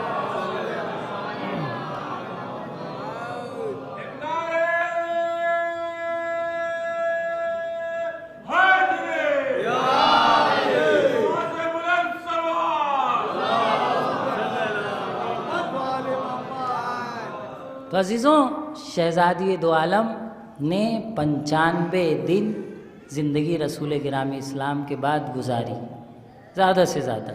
लेकिन इस 95 दिन में शहज़ादी पे इतने जुल्म हुए, इतने मसाइब ढाए गए कि आपके मसाइब की अक्कासी करने के लिए आपका वो मरसिया काफ़ी है जिसमें आपने कहा कि बाबा सुब्बत अलैया मसाइबुन लौ अन्नहा सुब्बत अलैयाम सिरन लयालिया।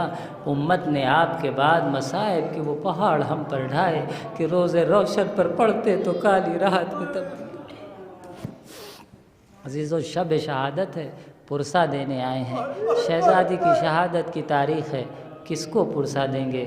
जब कोई माँ दुनिया से जाती है तो बच्चों को पुरसा पेश किया जाता है, शौहर को पुरसा पेश किया जाता है।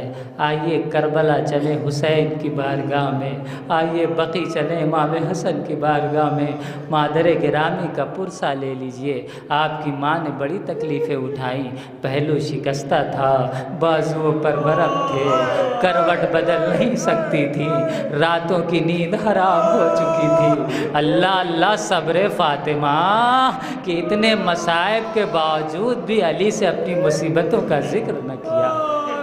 आसान मरहला नहीं होता एक ख़ातून के लिए कि उसके शिकम से 6 महीने का बच्चा ज़ाया हो जाए। अजीज़ों, जब जलता हुआ दरवाज़ा गिराया गया, शहज़ादी ने एक जुमला कहा, दिल तड़प जाता है इस जुमले को सुन के कि अब फ़िज़्ज़तो क़द खुसीनी, फ़िज़्ज़ा मेरी नुसरत को आ जाओ, क़द क़ुतिला वल्लाह मा फ़ी अहशाई, अरे दुश्मनों ने मेरे मोहसिन को मारा। अजरुकुम अल्लाह, अजरुकुम अल्लाह। आवाज़ गिरिया बुलंद हुआ, रुमाल सैयदा में आपके आंसुओं को जगह मिले। आज़ो शहज़ादी ने 95 दिन गुजारे, लेकिन बड़े कर्ब व अलम के आलम में गुजारे। शौहर से दिफा के लिए आपने तमाचे भी खाए, आपके ऊपर तलवार से भी वार किया गया। इसीलिए जब अबुल हसन को गले में रस्सी डाल के ले जाया जा रहा था तो शहज़ादी ने मौलाए कायनात के कमर को अपने दोनों हाथों से पकड़ लिया था।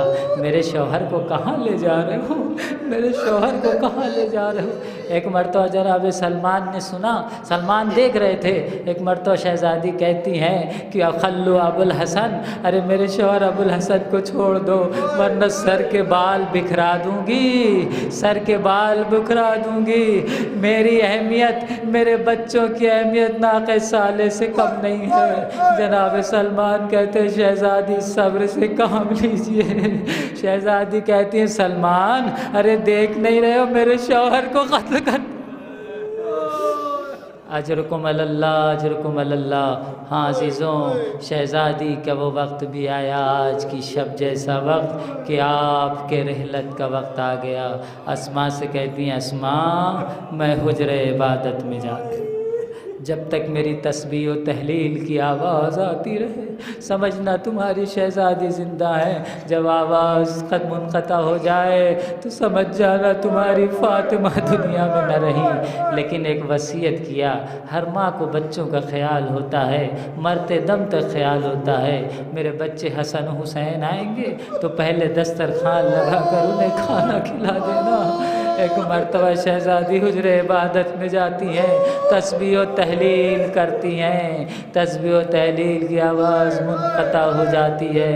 इतने में हसन हुसैन घर में दाखिल होते हैं। अम्मा अस्मा, मादर गिरामी कहाँ हैं? जनाब अस्मा कहती हैं बच्चों दस्तरखान लगा, पहले खाना खा लो। अम्मा अस्मा ये क्या कह रही हैं? कभी आपने देखा कि हम अपने मादर गिरामी के बग़ैर खाना खाएं? पहले ये बताइए हमारी अम्मा कहाँ है? इशारा हुजरे की तरफ किया।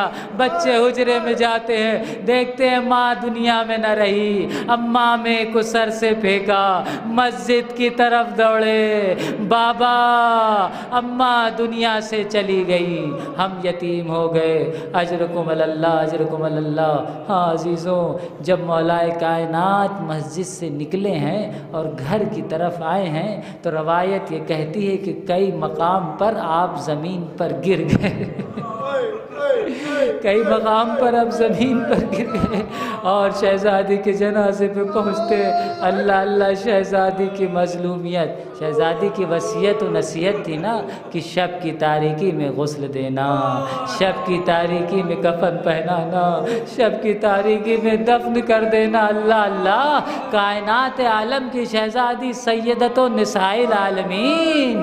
अगर एक मामूली घराने का इंसान दुनिया से जाता है और एक बाइज़्ज़त घराने का इंसान दुनिया से जाता है तो लाखों और हज़ारों की तादाद में लोग पहुंच जाते हैं। आप मर्जे वक्त की आज खातून दुनिया से गई, कुछ दिन पहले आपने देखा कितने इज़्ज़त व एहतराम से दफन किया गया, लेकिन वो शहज़ादी जो सैयदतो निसाइल आलमीन, अल्लाह रे इतनी मज़लूमियत, शब की तारीकी में जज़ा उठाया जा रहा है। 6-7 लोग जनाजे में हैं, बच्चों को बुलंद आवाज़ से रोने नहीं दिया जा रहा है। ज़ैनब उम्मे कुलसूम से कहा जा रहा है बच्चों बुलंद आवाज़ से न रो। जब बुलंद आवाज़ से रोते थे तो अपनी दांतों से अपनी आस्तीनों को दबा लेते थे। हमें अम्मा पे रोने न दिया जा रहा है। अज़ीज़ों, शब की तारीकी में मौलाए कायनात ने शहज़ादी को सुपुर्द लहद किया। सुपुर्द लहद करने के बाद होता यही है, जो घर का ज़िम्मेदार होता है, ज़िम्मेदार जब होता है, जब तक मिट्टी दफना दी नहीं जाती जाती, वो जिम्मेदारियों में मसरूफ़ होता है। रोना तो बहुत चाहता है लेकिन दिल खोल के रो नहीं पाता। बस जो 2 जुमले मैंने आपकी ज़हमत ख़त्म की। रोना तो बहुत चाहता है लेकिन दिल खोल के रो नहीं पाता। इधर शहज़ादी के जनाजे को सुपुर्द लहद किया, इधर अली का दिल भराया। अरे रोज़े मुस्तफ़ा की तरफ नज़र उठाई, या रसूल अल्लाह लक़द इस्तुरजअतिल वदिया, मैंने आपकी अमानत को आपके हवाले किया। फ़ह सवाल, अरे अपनी बेटी से बार बार पूछिएगा उम्मत ने आपकी बेटी के साथ क्या किया। बहुत से गम ऐसे होंगे कि फातिमा ने मुझसे न बताया होगा। या रसूल अल्लाह, अली शर्मिंदा है, आपकी अमानत को वैसे पलटा न सका जैसे आपने अमानत मेरे हवाले की। अला लानतुल्लाह अलल कौमिज़ ज़ालिमीन व सयअलमुल लज़ीना ज़लमू अय्युमुन क़ल्बिन यनक़लिबून। परवरदिगार हमारी इस खलील से इबादत को कबूल फरमा। जो परेशान हाल हैं उनकी परेशानियों को दूर फरमा। जो मरीज़ हैं उन्हें शिफ़ाए आजिल व कामिल नसीब फरमा। शियान हैदर कर्रार जहाँ जहाँ भी उनके जान माल इज़्ज़त व आबरू की हिफाजत फरमा। परवरदिगार हम सबको इल्म व अमल के मैदान में कामयाबी अता फरमा। हमारी ख़वातीन को सीरत फ़ातिमी पर अमल करने की तौफ़ीक़ अता फरमा। हम सबको अहले बैत के रास्ते पे चलने की तौफ़ीक़ अता फरमा। परवरदिगार बानियान मजलिस की जो भी हाजतें उनकी हाजतों को अपनी बारगाह में कबूल फरमा। हाज़रीन मजलिस की जो भी हाजतें उनकी हाजतों को अपनी बारगाह में कबूल फरमा। हमारे इमाम के ज़ुहूर में ताजील और हमको उनसे उनके आवान व अंसार में शुमार फरमा। मातम हुस्न।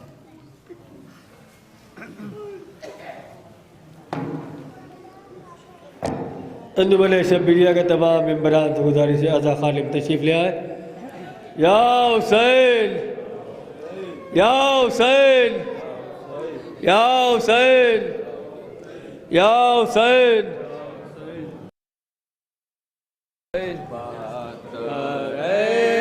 खुदा वालो सलाम कर भला वालो, खुदा वालो सलाम कर भला वालो। 72 खुदा वालो सलाम कर भला वालो। 72 खुदा वालो सलाम कर भला वालो। 72 खुदा वालो सलाम कर भला वालो। 72 खुदा वालो सलाम कर भला वालो। सरवर ने कहा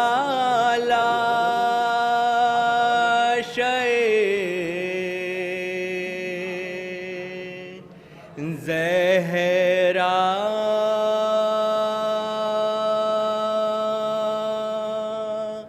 से लिपट कर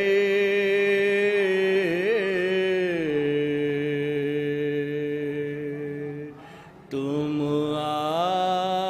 आओगी अम्मा,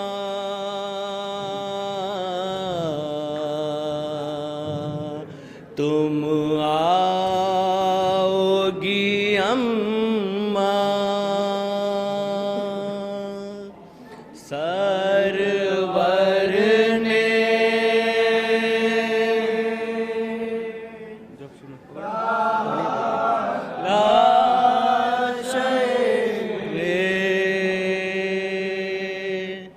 ज़हरा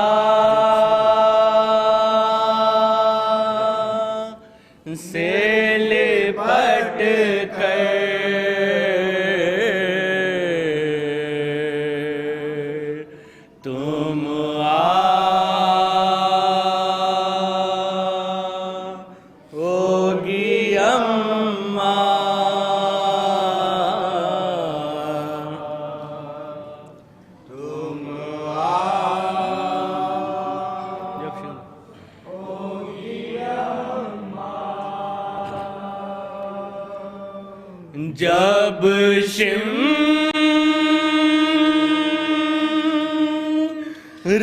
चलाएगा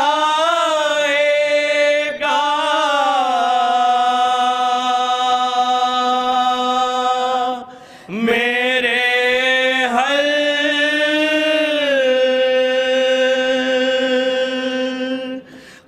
पा खंजर,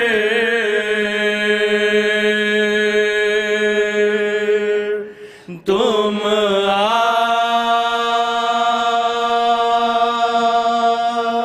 आओगी अम्मा,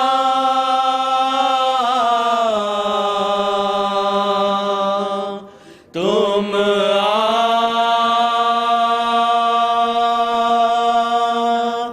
आओगी अम्मा। सरवर ने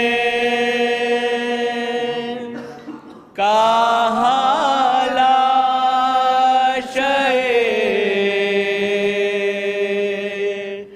ज़हरा से लिपट कर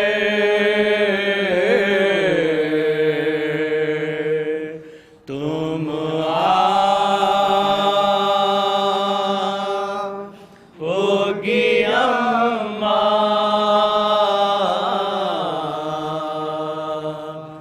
तुम आओगी अम्मा। जब सीने अकबर में उतर जा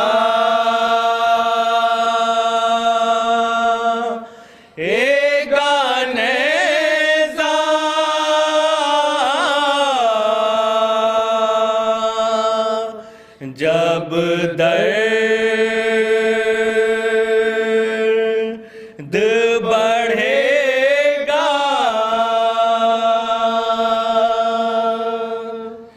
जब सीने अकबर में उतर जा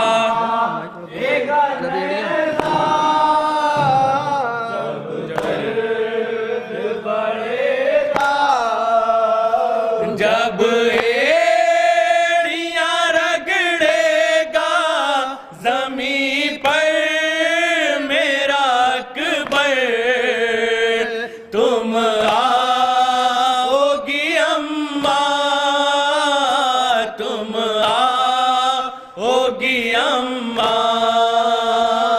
सरवर ने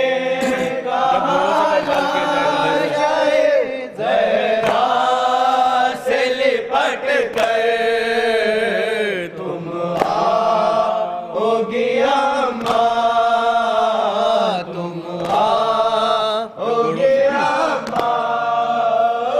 जब घोड़ों से पामाल किया जाएगा लाशा देने को दिलासा, जब घोड़ों से पामाल किया जाएगा लाशा देने को दिलासा, जिस वक्त सदा देगा मुझे कासिम मुज़्तर, तुम आओगी अम्मा, तुम आओगी अम्मा।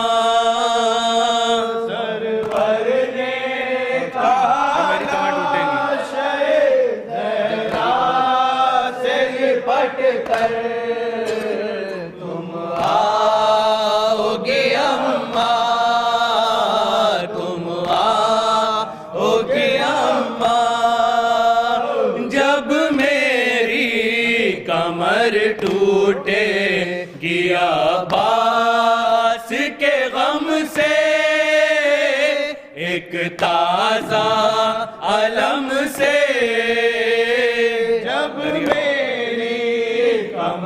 टूटेगी अब्बास के गम से, एक ताजा अलम से दरिया को बसा लेगा जो अब्बास से दिलावर। तुम आओगी अम्मा, तुम आओगी अम्मा।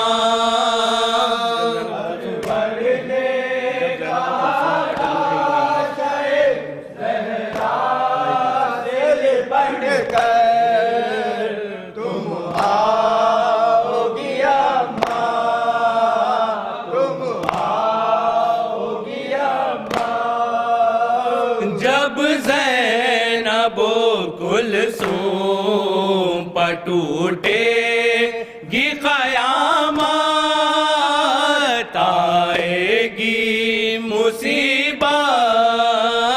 जब ज़ैनबो कुलसूम पर टूटेगी क़यामत, आएगी मुसीबत। जब ख़ेमे जलाने के लिए आएगा लश्कर, तुम आओगी अम्मा, तुम आओगी अम्मा। सरवर ने कहा लाशे ज़हरा से लिपट कर, तुम आओगी अम्मा, तुम आओगी अम्मा। लेने के लिए खुल्द से आती है सवारी, माँ तुम पा हो वारी। लेने के लिए खुल्द से आती है सवारी, माँ तुम पा हो वारी। हम आएंगे बस अब ना कहो ऐ मेरे दिल पर, तुम आओगी अम्मा, तुम आओगी अम्मा। शब्बीर ने कहा लाशे ज़हरा से लिपट कर, तुम आओगी अम्मा, तुम आओगी अम्मा। शब्बीर को ये सुन के तसल्ली हुई, इशरात गम से मिली राहत। बीर को ये सुन के तसल्ली हुई, इशरात गम से मिली राहत। फिर हर्फ तमन्ना भी नहीं लाए ज़बां पर, तुम आओगी अम्मा, तुम आओगी अम्मा।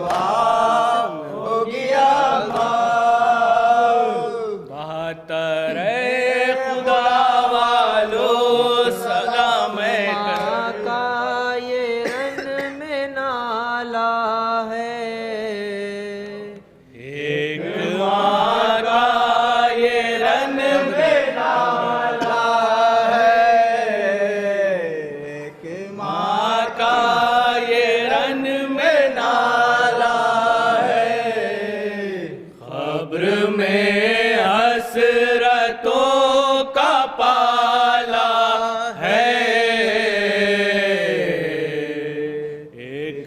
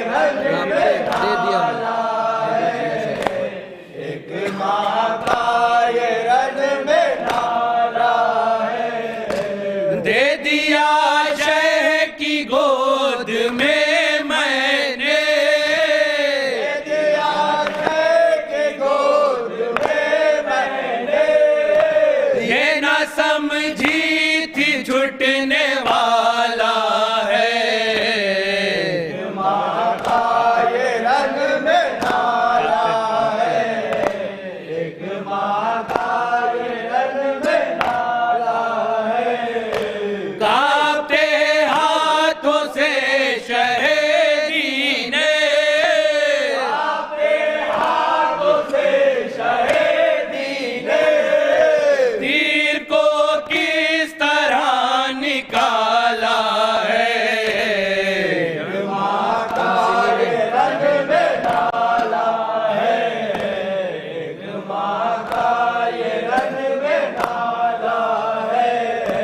कमसिनी में गज़ब की थी मौत,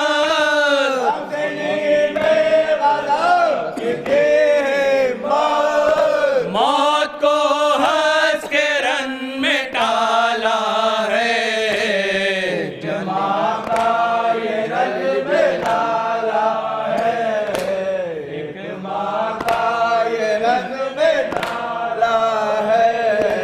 जान ले ली दिया नहीं पाने,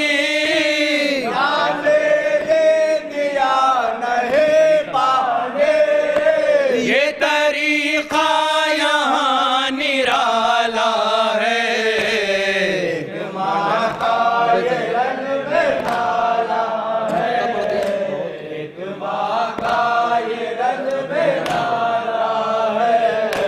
अब है ज़हरा गले से लिपटाए,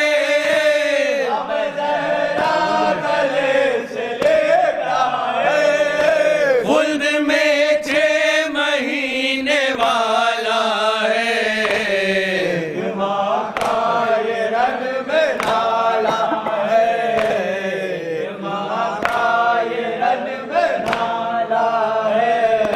सद्र किस्मत का क्यों करो शिकवा,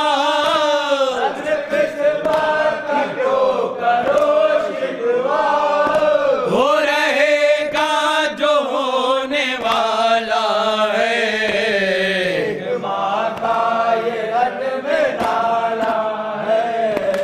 एक माँ का ये रन में नाला है। या हुसैन, या हुसैन, या हुसैन, या हुसैन, या हुसैन, या हुसैन, या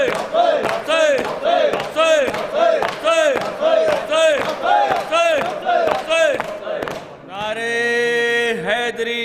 अस्सलामु अलैकुम या अबा अब्दुल्ला, अस्सलामु अलैकुम या रसूलल्लाह, अस्सलामु अलैकुम व रहमतुल्लाहि व बरकातुहू, अस्सलामु अलैकुम गरीबुल ग़ुरबा, अस्सलामु अलैकुम या मुईन ज़ुफ़ाए वल फ़ुक़रा, अस्सलामु अलैकुम शम्स समूद अनीस नफूस या इल्म तून बिअर्ज़तुस सुल्तान अल-अरब अल-अजम या अबुल हसन अली इब्न मुर्सद रज़ा, अस्सलामु अलैकुम व रहमतुल्लाहि व बरकातुहू, अस्सलामु अलैकुम साहिब असर व ज़मान अलमान अलमान मिन फितरत ज़मान शरीकल कुरान अलमान अलमान अदलल्लाहु तआला फरजक व सल्लल्लाहु तआला मखरजक व ज़हूरक वजअल बिलवानिक व अंसारिक। अस्सलामु अलैकुम व रहमतुल्लाहि व बरकातुहू। एक सूरह फातिहा जनाब मरहूम जनाब अकबर अली साहब के नाम पढ़ के वक्त है और कासिम अली साहब के नाम भी सूरह